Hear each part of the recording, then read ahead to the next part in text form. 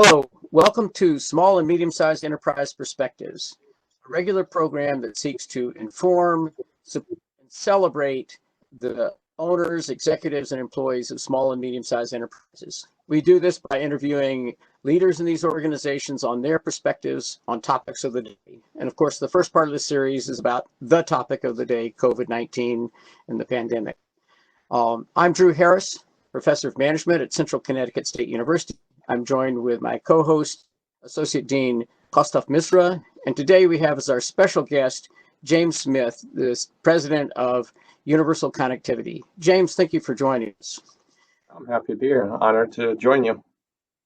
So let's just start with a quick overview of Universal Connectivity, its history, and your role there. The company is 25 in our 25th year of business this year. I usually start with why we exist, which is we really create better connected businesses, and that's serves our mission, which is to enhance our clients' growth and competitiveness with forward-thinking, scalable communication systems, which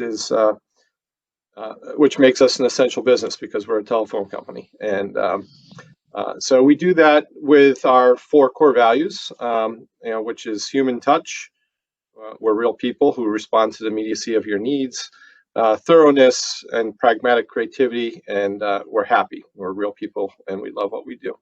And so, the thesis of our company is really centered around, bringing human touch core value to life in our mission and through our connectivity that we do. So we predominantly do voice over IP cloud phone service. That's about 60% of our business. And then we do about 25% of our business in internet connectivity, or various forms of connectivity, from fiber optics to wireless connectivity. And then the remainder is a variety of hardware, professional services, etc. Thank you. James, how many people you have in your company? So we're in the midst of trying to onboard 3 new people. We're at 5, and we're in the new reality, trying to figure out how to onboard people with the social and physical distancing requirements, as well as enabling the remote capability of onboarding those folks that we'd normally have in-house. So. And what is your role, James, in the company, and how that evolved over time? President, so I oversee the whole operation. Oh, thank you. And thank you very, very much. Yeah, so James, let's shifting our focus to the pandemic. We're always curious about when did people first become aware of the potential impact, and how ready were you for that, and what did you do in the very first days as you started to realize it was not going to be business as usual? Yeah, I was paying attention to it through the winter, mostly through the news and media, and some of our customers are international, so started to become aware of it becoming more of an issue in Asia and Europe, probably through the winter. I would say personally, my wife's suspicion is that my son and my daughter and myself probably had it and or something similar. We didn't have the flu. We got tested for the flu, but we had a majority of those symptoms. So whether it was COVID or not, who knows? But from a business perspective, I would say that it really started to take hold for me probably mid-February, where people started to form their ideas around what are they going to do, what's their response going to be, et cetera. And then, as we got into, middle of March, early March, that the storm started to set in, right? And so for us, it's, we enable remote, connectivity and phones. So that really wasn't a big challenge for us. But, I would say, I think I mandated that everybody work from home March 10th or 11th. So great, thank you. So you mentioned earlier that there might have been change, maybe there's more demand. You're trying to put new people on. How has this impacted the business operations and sales? Well, we've been selling stuff differently. We've been doing a lot of VPN bandwidth stuff. We've been doing a lot of video conference solutions and trying to create better room and video experiences for our customers. It definitely has slowed our sales because we've been really focusing on normalizing people being at home, normalizing people being able to operate their business in whatever form it may be. We have seen some downturn, or folks shutting some stuff off, but it was sort of anticipated.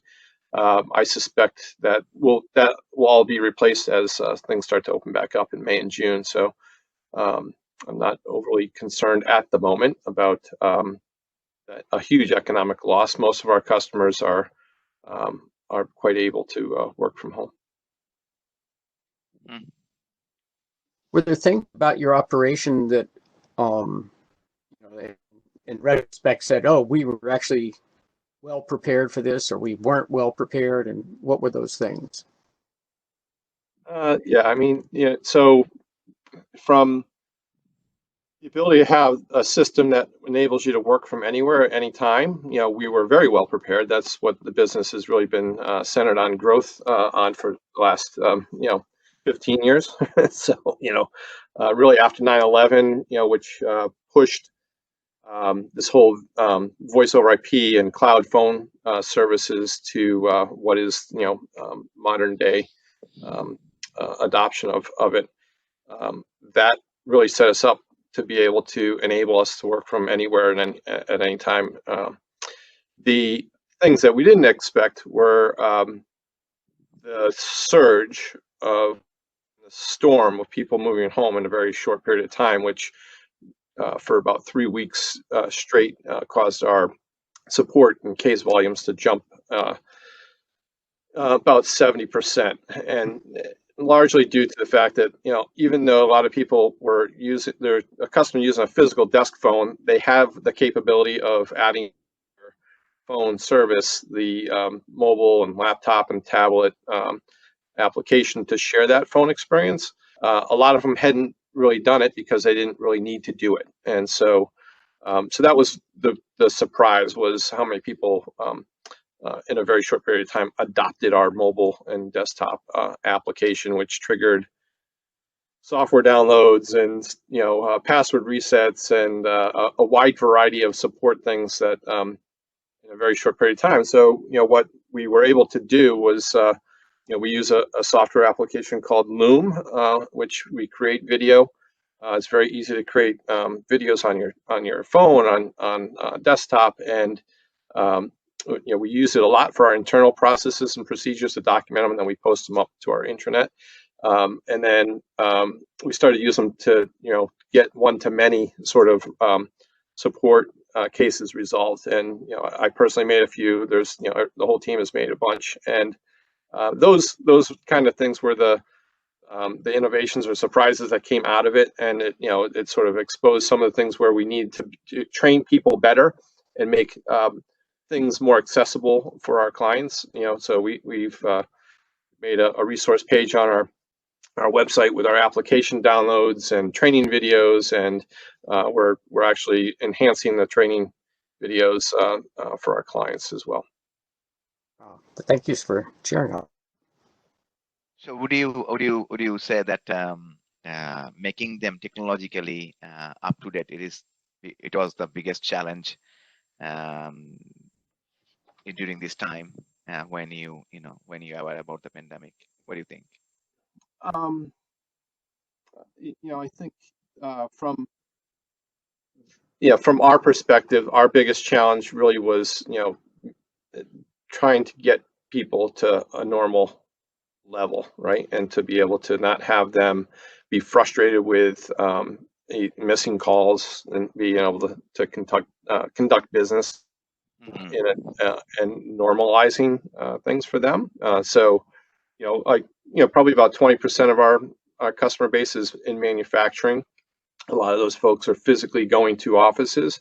Those support staff were moving home for the first time, and so that was a big challenge to just try and get them accustomed to using a software interface for their phone. And so so those, I think we're clearly beyond that stage now. We're in. I keep referencing it. I think it was Bruce Tuckman that from a business school perspective, Dr. Harris, you're probably most familiar with it. He has this the concept of people start to form, then they storm, and then they norm, and then they perform. And so we went back and looked at that whole cycle, and it was exactly that. Early February until early March was the forming, and then the storm came mid March to really to the beginning of April. And I think we're in this norm, and our customers and as well as us are trying to figure out how to perform for the coming quarter and quarters ahead in a somewhat normal operation, and taking to heart all the CDC and state requirements for the social and physical distancing and the new normal for the time being. Sure. So in regards to employees, have you able to retain all your staff? I'm sorry, repeat that. Have you able to retain all your staff after this pandemic? Have you able to retain all of them? Oh yeah, retain them. Yes, yeah. So we're an essential business. Clearly, as people were furloughing and figuring out how to handle their staffing, we were as busy as ever, working 12-hour days and so on. So yeah, we've been able to retain our staff, and we had some staff that was just turnover. Some we had one member that moved out of state, so that person actually, even though they left mid-March, actually continued to work on some projects with us for a week or two afterward, to help handle some of the volume and some of the special situations. So that was a key. Thank you. One of the things that we're asking everyone is, the whole array of interaction with the government, the CARES Act and the PPE, PPP. Have you engaged with that? I have. We applied as soon as the PPP application was available through our bank, and so I did actually just sign that paperwork with the bank on Monday. So waiting for it to fund into our account. So yeah, we fully anticipate to use that and help support our continuing to hire and replace some of the staff that we had planned for new folks, as well as replace positions. So we are looking at some of the other the EDL and see if there's an opportunity for us to leverage that in some way. Still waiting to hear back from SBA on that piece. So yeah, we've been and probably spent of those many webinars back in late March. Several of them were listening to the CARES Act and what was being proposed and what was so that was actually very helpful. Those hearing some of those webinars. So that's part of your navigating this, is actively, aggressively being informed as programs are being developed, not just waiting till they come out and then you're behind the curve. Yeah. I mean, I didn't want to slow down our hiring. I had several of my top clients who, some of our largest customers are, multi-site, multi-state call centers. They moved, hundreds of people home in 2 days. When I spoke to them in late March, they were ramping up their hiring. They weren't slowing down their hiring. So and I polled all of our top 20% customers actually I probably went down top 50% customers and asked them all what they were doing, how they were handling stuff. Of course, this was after we addressed any of our customers that were either manufacturers supplying health and medical. We have several medical practices that we wanted to make sure that we're well set up and to handle the call volumes. However, the vast majority of them said they were continuing to run operations, figuring out how to split shifts and so on, but they were anticipating to continue to grow and add people.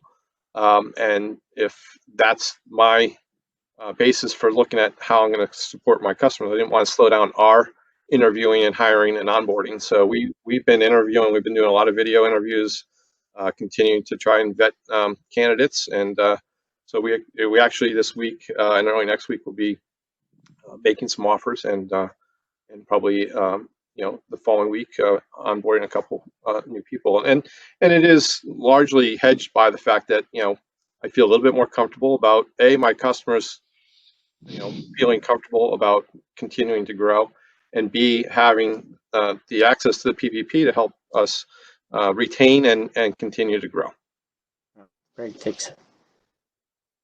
So, James, it is often hard for us to maintain work-life balance when we started working from home, right? So how you're maintaining this balance? I believe that a viewer will be eager to know that. Yeah. Well, I've been in telecommunications, for a very long time, and I would say that what I've come to learn is that it's work-life balance is is not really what I look to do. I look to do more of a work-life integration, and try and prioritize my day and prioritize my family time, as well as prioritizing my work family time. And so the last 6 weeks I've had an extra family member in the house, so it's disrupted somewhat of my balance. I normally work out in the morning. My brother-in-law's been living in my basement until yesterday, so that was me personally. I had to shift when I work out and keep my routine of staying fit. I don't miss. I try not to miss dinners at the dining room table with my family. So maintaining that piece has been a really important thing for me and for the family. I would say on the family side, the bigger thing was how my daughter goes to a private Catholic high school. They didn't miss a beat in terms of going from working in school to Friday, and then Monday they were online and continuing and have continued to keep their schedule maintained. The public school that my middle schooler goes to, it took them a little while to figure out the storm and try and normalize it, and I think that has helped to equalize the balance for the family. And my wife also has taken the brunt of the family home life so that I can spend a little bit more time here. I've been probably working the last 6 or 7 weeks many more hours than I would normally. But obviously this has been an unprecedented time, and we have to, everybody, all hands on deck. So yeah, I really like the way you actually kind of comprehend that, and how you mentioned that instead of work-life balance, it is actually work-life integration. And I think that is a very nice point to take away. Thank you. Yeah. I mean, just like this, the conference calls that we're doing at home. One of the practices that I started to do with my family was, we're on a group text, so I send them a red light, and my doors are closed to my office at home, so they know that I'm on a call, or I tell them that I'm on a call, and I give them a green light, or the doors are open, and they're free to come in. So, working on just some of those ways to help maintain the communication with everybody, and so that you don't get frustrated with the dog barking, the kids chasing the dog, or whatever. All that stuff's going to happen anyway. But Yeah, I'm going to take that one for my house. the key is communication. So, which I try. I run a communications company. I work very hard at trying to communicate better. So James, this has been really great. I just want to kind of summarize things we heard. So you sound like you were maybe a little ahead of the curve from some people about sensing this was coming. You shut down earlier than the government said shut down in terms of separating and distancing. You had a surge of business or demand on your services, and then and now you're maybe has slowed down, but you're trying to leverage the government, the PPP to add staff and move forward with this. So there's a lot of great things here that hopefully the people who are watching this can take away. But I want to ask one last question. In your core values, was one of those core values. So I'm kind of curious about how happy is, how's that surviving COVID-19? So a couple of things. One, I recognize that people are working extra hours. We do a daily huddle every morning, and we've been doing that for a very, very long time. Really, since the beginning of, or probably about mid-March, we started doing 2 a day. We do the morning one and we do an afternoon one. The afternoon one is really intended to be, we do it on video, so it's sort of an end of day wrap up, anything happened, anything that we need to think about for tomorrow. But it's really an opportunity to just unwind and vent a little bit. I think that's helped maintain our happiness. I do measure it. I do measure our employee happiness with the Net Promoter Score, just like we measure our Net Promoter Score from our customers.